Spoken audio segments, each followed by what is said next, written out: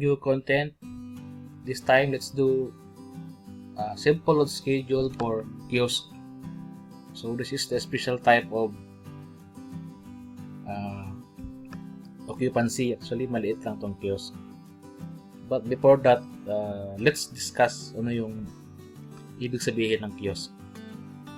And then this coming from dictionary sa Google. So a kiosk is a small open fronted hut or cubicle from which newspapers, refreshments, tickets are sold, or it is a small structure in a public area just for providing information or displaying advertisements, often incorporating an interactive display screen or screens. So usually yung kiosk nakikita mo minsan sa gitna ng hallway pag yung application niya is indoor. Pero pag outdoor, pwede siyang i-install outside, that is called outdoor kiosk. In establishments residential, merong kiosk ka makikita.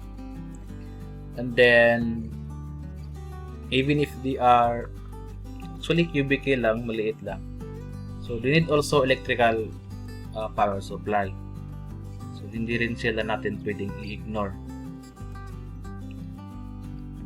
And then they have their own load schedule. So this vlog is for load schedule for kiosk. So let's do something calculations. Okay, to visualize that kiosk, actually maliit lang to. This is a sample perspective and kinuha ko sa internet. Ito yung sample kiosk number 1. This is number 2. Actually para lang siyang cubicle. Meron ding tinatawag na para meron ding movable kiosk. Isang postcard lang nilalagay mo. If you transfer mo siya sa other locations, pwede mo siyang dalhin. Yun ang advantage ng kiosk. At din meron ding temporary kiosk at saka permanent. So from this, actually depende sa location mo kung mag-permanent ka or mag-temporary. Depende sa contract. Okay, so this one actually sample lang ito. May naka-display pa ang ano to, mga pasta, mayroon pang chandelier. Actually from this counter at the back, for sure meron tong mga equipment. Okay, from the perspective number 2, meron din siyang sariling counter, saka display.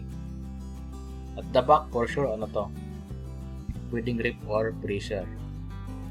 Okay, meron pang signages. Okay, so kahit maliit lang sila na type of occupancy, meron din sariling electrical consideration. So let's do some simple calculations regarding for this type of occupancy. And then this is our simple schedule format na naka-Excel. So ito yung actually sample kanina. So assume that this is there are 6 circuits. 1, 2, 3, 4, 5, 6. So 1 is intended for lighting. 2 is for outlet. And then 3 is for ref. 4 is induction cooker, 5 is for freezer, and then 6 is for the fryer. And then assume that these circuits, itong 6 na to, is ito yung load na ilagay mo rito sa kiosk number 1 saka sa kiosk number 2. And then let's assume that to say lighting outlet, meron siyang 500 watts. Itong ating outlet, meron siyang 800 VA. Refrigerator, ito si 800 VA, that is volt ampere. Induction cooker, let me say 1500 volt amperes.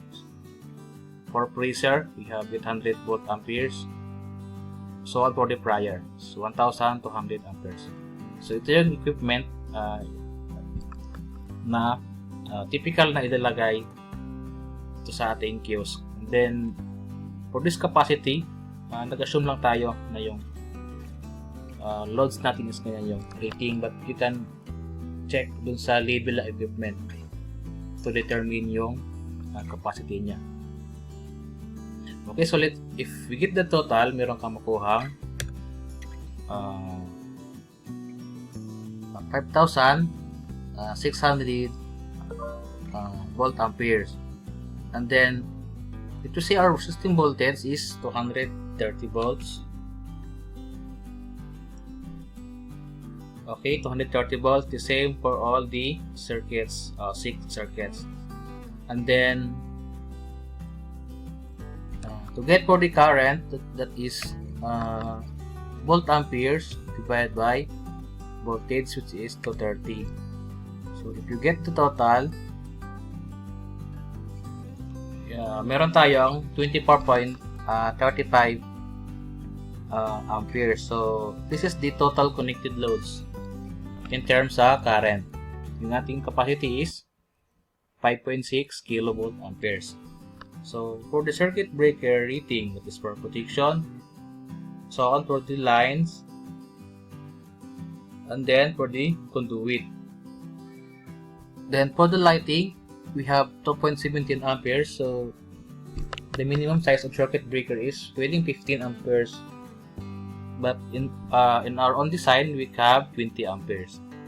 So it's up to you, pwede ka magamit ng 15. So 20 ampere trip, 50 ampere frame, 2 poles. So 3.5 square mm.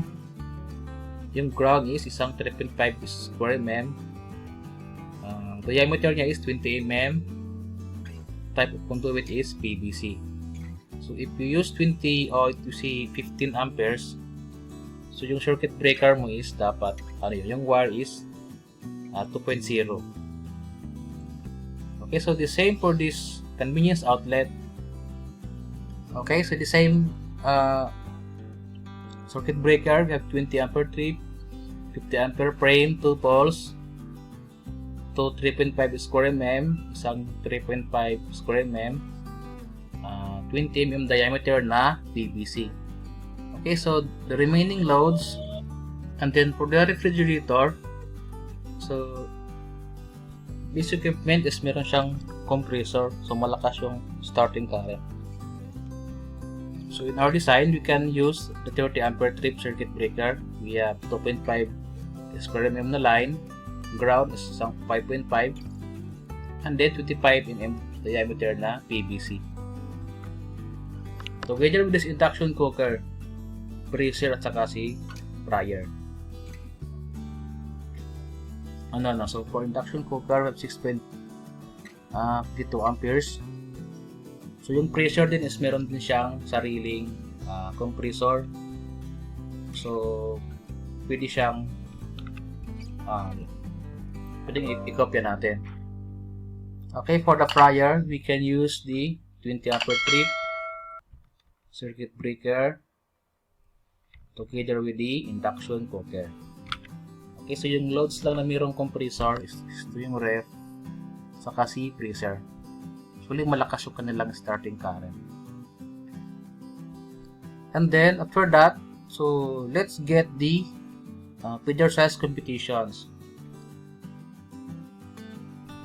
And then we have 24.35 plus 25% of highest motor rating, which is 3.48 amperes. So the total amperes is 25.22 amperes. Okay, let's sum again. Ito 24.35 is the current, and then 25% of the highest motor, which is 25 of 3.48, which is 0.87. If you get the total, we have 25.22 amperes. For the feeder capacity allowance, we have multiplied by 1.25%, that is 31.52. So for the protection, we can use the 40 ampere trip circuit breaker. So this 40 ampere trip, only 30 volts, 60 Hz bolt on, 2-pole na MCCB, molded case circuit breaker. So if you get the 80% of this is 32 amperes, so pasok pa siya rito. And then to look for the wire ampacity, so we have 31.52.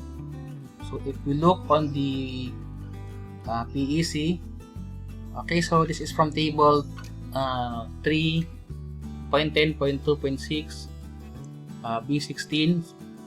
This is for wire ampacity, copper. So our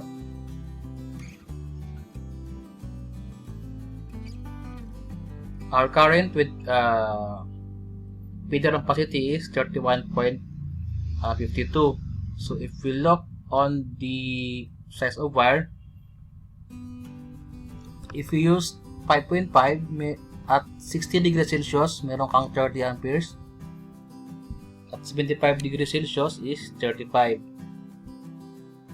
Okay, so if we use 8.0, we have 40 amperes at 60 degrees Celsius, 50 amperes at 75 degrees Celsius. So much better to use this 8.0. So ang purpose of this is if meron kang additional na equipment na ilalagay, so makater pa niya. Whereas kung magamit ka ng 5.5, which is 35 amperes, so fit lang siya sa ganung schedule. But what if meron kang idagdag? Okay, so let's use 8.0. And then for the size of ground, so yung circuit breaker natin is 40 ampere trip. So from table 2.50, 0.6, 0.13 from the PEC 2017. So if we have circuit breaker of 40, yung grounding na natin is 5.5 square mm. Okay, so for the conduit, that is from table C.9. So maximum number of conductors and rigid metal conduit. So we have 8.0. If we use 3-port, meron kang 6 na conductors. If we have 1 ends, we have 9. So masyadong marami ito. So fit sa kanya yung 3-port or 25 mm diameter na PVC. Okay? So from the PEC reference, we have our feeder line is 8.0 square mm, and then yung ating size of ground is isang 5.5 square mm. Yung conduit is 25 diameter na REC or RMC. So from that, we can now have a complete build schedule for kiosk. So ganun lang kabilis gawin yung kiosk, provided that meron kang reference ng Philippine Electrical Code para to determine the feeder line at saka yung conduit. Okay, so actually this load is just our assumption. You can check the actual kung ano yung ilalagay mo doon. So okay, I hope meron kayong learn sa ating kunting discussion. Simple load schedule for kiosk. So sana meron kayong na-learn, and then please like and subscribe para kayo updated sa mga upcoming videos na gagawin natin. Thank you.